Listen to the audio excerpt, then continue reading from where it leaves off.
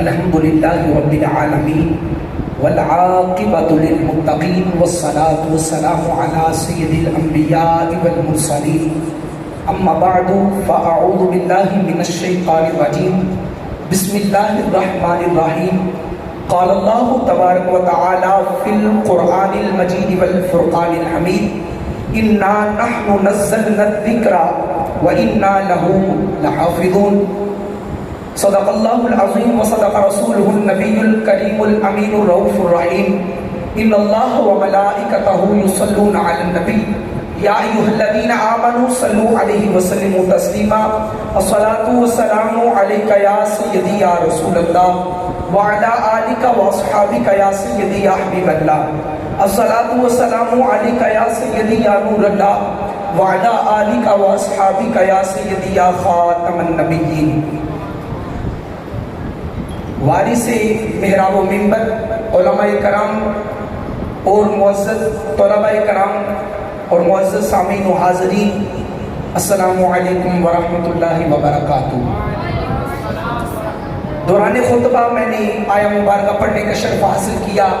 خالق کائنات مالک کائنات جل وعلا نے فرمایا انا نحن نزلنا الذکر وانا له لحافظون، فرمایا ہم نے اس کتاب کو نازل فرمایا ہے اور ہم ہی اس کی حفاظت فرمائیں گے، اس کی حفاظت کا ذمہ ہم نے ہی لیا ہے۔ حضرات محترم، حضرت موسیٰ علیہ السلام کے دور میں سحر یعنی جادو کا بڑا چرچا تھا۔ اللہ تعالیٰ نے حضرت موسیٰ علیہ السلام کو عصا عطا فرمایا۔ عصا موسیٰ علیہ السلام کی کے اندر اللہ تعالیٰ نے بڑی طاقتیں رکھی تھی۔ آپ پتھر کے اوپر مارتے تو نہریں جاری ہو جاتی۔ حضرت عیسیٰ علیہ السلام کے دور مبارک میں طب کا بڑا زور تھا۔ اللہ تعالیٰ نے آپ کو شفا عطا فرمانے کی طاقت عطا فرمائی، آپ کو یہ معجزہ عطا فرمایا اور ساتھ ہی یہ معجزہ عطا فرمایا کہ آپ مردوں کو زندہ کیا کرتے تھے۔ حضرات محترم، وقت گزرتا گیا جب باری امام الانبیاء صلی اللہ علیہ وسلم کے دور پاک کی آئی، حضور پاک صلی اللہ علیہ وسلم کے دور کے اندر فصاحت و بلاغت کا وقت تھا۔ جو عرب کے لوگ تھے وہ سب کو عجمی کہتے تھے، گونگا کہتے تھے، آج بھی کہتے ہیں۔ بس قرآن مجید حضور پاک صلی اللہ علیہ وسلم کا وہ زندہ معجزہ ہے کہ جو تا قیامت زندہ رہے گا۔ حضرات محترم، تمام انبیاء و مرسلین علیہ السلام کے اللہ کی ذات نے وقتاً فوقتاً معجزات عطا فرمائی، پھر وہ معجزے جو ہیں وقت سے ختم بھی ہو گئے۔